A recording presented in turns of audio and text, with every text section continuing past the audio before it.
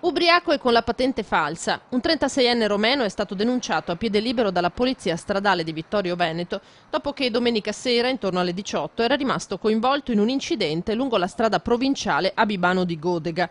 L'uomo, al volante di una Golf, era uscito autonomamente di strada. Feriti due passeggeri, la compagna e un amico che era con loro, entrambi romeni di 38 anni. Fin da subito gli agenti hanno sospettato che l'automobilista avesse bevuto. All'etilometro è risultato avere un tasso di alcol nel sangue più che doppio rispetto al limite consentito. Quando ha mostrato i documenti, la sua posizione si è ulteriormente aggravata.